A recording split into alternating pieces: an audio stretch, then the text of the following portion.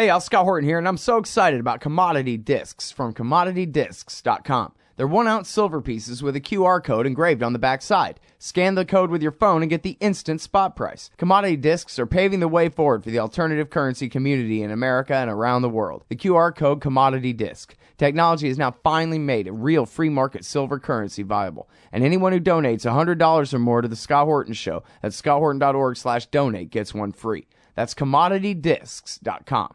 All right, you guys. Welcome back to the show here. I'm Scott Horton. This is my show, The Scott Horton Show. And our next guest up today is Trevor Timm. He is the executive director of the Freedom of the Press Foundation. Sits on the board of directors there with the likes of Edward Snowden, Glenn Greenwald, Daniel Ellsberg, and the like. He also writes for The Guardian. You can find quite a good archive of articles from the past few months there. And this latest one, well, it's a British written title. I'm sure it's not Trevor's fault. Congress wants NSA reform after all. Obama and the Senate need to pass it. Welcome back to the show. How are you doing, Trevor? Great. Thanks for having me. And yeah, I can't be blamed for the titles. Yeah. No, we kind of have a running inside joke at antiwar.com about the shoddiness of all titles of all articles published by all British papers at all times with no exceptions. It's just absolutely the worst. It's like their teeth or something. It's just out of control. Anyway, their former empire. They're headline writers. Got to get it together. Anyway, but no, what an important story. Holy crap, is it really right? The thing that you say happened here, the House of Representatives passed anti-NSA bill, if I may define it generally, that was not some half-baked sellout? Yeah, this is really an amazing and surprising vote. I mean, I think there's good news and bad news of it. First, the good news. The House passed like a terrible, quote-unquote reform bill, the USA Freedom Act, a few weeks ago, which, you guys covered really well, which is basically, there was this great reform bill that was called the USA Freedom Act, and then it was rewritten in secret by the NSA lawyers in the White House just before it went to the floor for a vote. So even, half of the bill's co-sponsors who really thought that they were going to rein in the NSA voted against it. And so that was kind of the benchmark from which we were now dealing with NSA reform. We had, for the past few weeks, thought that, this bill was just going to get rammed through the Senate. But then all of a sudden, last week, there was this appropriations bill, a spending bill for the Pentagon that the Congress has to pass every year. And, through the ingenuity of a few House members, there was 3 amendments to this appropriations bill that would basically bar the Defense Department from spending any money on searching for Americans' records in the NSA's massive database. It would bar them from trying to weaken or stick in a back door into, common technology products that we all use, and then it would hopefully stop them from meddling in encryption standards, which again we all use on the internet too. And these passed somehow got through and were allowed to be voted on and were passed by the House in huge majorities. A lot of people still voted against it, but the amount of support I think was quite overwhelming and surprising to a lot of NSA supporters. Yeah, I saw them making excuses, saying, "Well, we didn't have time to prepare to oppose it." Right. Yeah. Exactly. When it turns out that people are just voting on what they think is right, they don't want people being spied on wholesale, and they don't want the NSA trying to sabotage and destroy our tech products and our encryption that everybody uses. So now it's got to get passed by the Senate. Wait, I'm sorry. Did I let you really say, what was good about this thing? Would it really stop? Right. Well, so that's what's good about it. And what's bad about it is, like what you just mentioned, we actually have to get the Senate to pass it, which is, as you know, close to impossible when we're talking about any bill, let alone a bill that will rein in the national security state. And so, they're going to vote on their appropriations bill this week or next week, and there's an open question as to whether they will even allow these amendments to come up for a vote. Likely now that they know that everybody cares about them and everybody wants them, they'll probably shut them down somehow. They probably won't even let them come to the floor. Yeah. Of course, there's still a chance, and you should definitely call your senator. It's the only way that we can really make our voices be heard in this debate. is by imploring them to get these to the floor and get a vote to them. But hopefully in the long run, this will change the debate. So when the Senate has to then vote on the USA Freedom Act later this year, that maybe that they will keep these provisions in that are actually very strong and not water it down like the House did 3 weeks ago. Yeah, well, and of course there's always the conference committee hurdle where they like to stick bad stuff back in too. We'll have to keep our eyes open there. But yeah, no, I think you're right that the most important part is the change in the debate and the next step from here. The Amash bill got killed a year ago.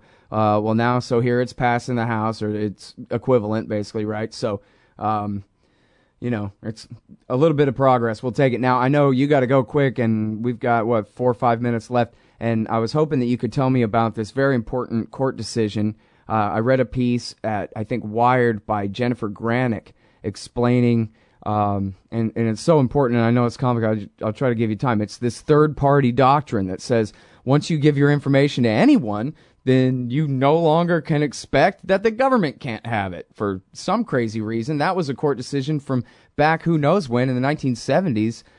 Some armed robbery case or something like that, right? But then now something's happened where a judge has sided with reason against that insanity. Is that correct?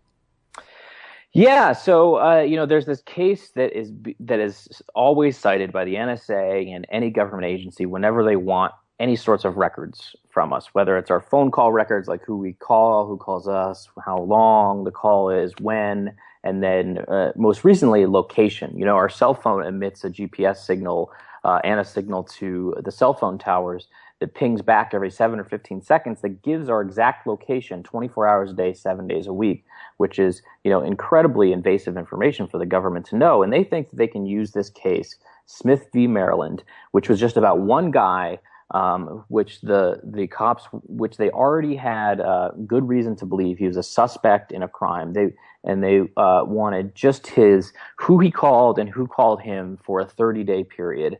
And they were able to get this without a warrant. The government has turned this into the fact that they can now get all sorts of data on everybody with no probable cause, no nothing, for as long as they want. They've really kind of warped this reasoning beyond recognition, and which is why you've seen the mass surveillance the NSA has been doing. So a court in Florida, this 11th Circuit Court of Appeals, actually ruled in a very influential case 2 weeks ago that actually, no, if the cops want to collect our location information from a cell phone tower for weeks or months at a time, so they can follow our every movement no matter where we are, whether we're in our home or going to work or going to meet friends or doing anything that we so please, then they need a probable cause warrant, which is what a host of civil liberties groups have been arguing for years. And this is the same. Basically the judges are poking holes in the same justification that the NSA uses to do their mass surveillance. So this could have huge implications down the line. If telephone companies start demanding a warrant all over the country, then this would have a giant effect on people's privacy rights and may have to force the government to rework how they conduct this mass surveillance that everyone has such a big problem with. Right. Yeah, it's interesting the way the different precedents can be made to play off each other and whatever. I don't know if the Solicitor General tried to make a pen register type case back when the Supreme Court argument back when the Supreme Court was ruling on the GPS thing recently. But then that's what this court did, right? They cited the GPS case that said putting a GPS on a car amounts to a search and amounts to the kind of thing that you would need permission from a judge to do first. And then this court has gone and applied that to something where, like you were just saying, there's really no difference in the reasoning here. If they can't get your tower data, then why should they be able to get the list of people that you called? It's the same unreasonable search. The original ruling back in the 1970s got this all wrong. And then, of course, like you're saying, the complete bastardization of it by the way they've reinterpreted it to apply to everyone all the time forever.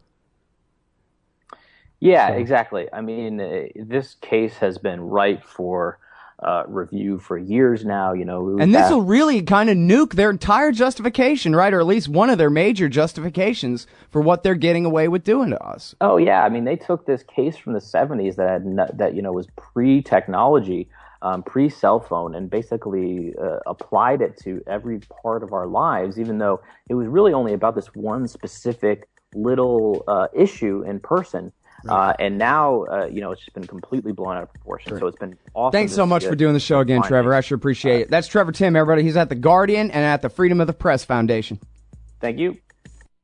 Hey, y'all, Scott here. First, I want to take a second to thank all the show's listeners, sponsors, and supporters for helping make the show what it is. I literally couldn't do it without you. And now I want to tell you about the newest way to help support the show. Whenever you shop at Amazon.com, stop by ScottHorton.org first, and just click the Amazon logo on the right side of the page. That way, the show will get a kickback from Amazon's end of the sale. It won't cost you an extra cent. And it's not just books. Amazon.com sells just about everything in the world, except cars, I think. So whatever you need, they've got it. Just click the Amazon logo on the right side of the page at ScottHorton.org, or go to ScottHorton.org/Amazon. Hey, all, Scott here, hawking stickers for the back of your truck. They've got some great ones at LibertyStickers.com. Get your son killed, Jeb Bush 2016. FDR, no longer the worst president in American history. The National Security Agency, blackmailing your congressman since 1952. And USA, sometimes we back Al-Qaeda, sometimes we don't. And there's over 1,000 other great ones on the wars, police, state, elections, the Federal Reserve, and more at LibertyStickers.com. They'll take care of all your custom printing for your band or your business at thebumpersticker.com. LibertyStickers.com. Everyone else's stickers suck. Hey, y'all, Scott Horton here for WallStreetWindow.com. Mike Swanson is a successful former hedge fund manager who provides his subscribers with a very real window into his investments, updating them on every move he makes in the markets. Right now, Mike's anticipating a bear and is dumping all his stocks while the getting is good, investing instead in gold and the commodities. Protect your assets and learn the wise ways of the markets. WallStreetWindow.com. And check out Mike Swanson's great contribution to the history of the rise of the American empire and the war state. Available at ScottHorton.org/Amazon.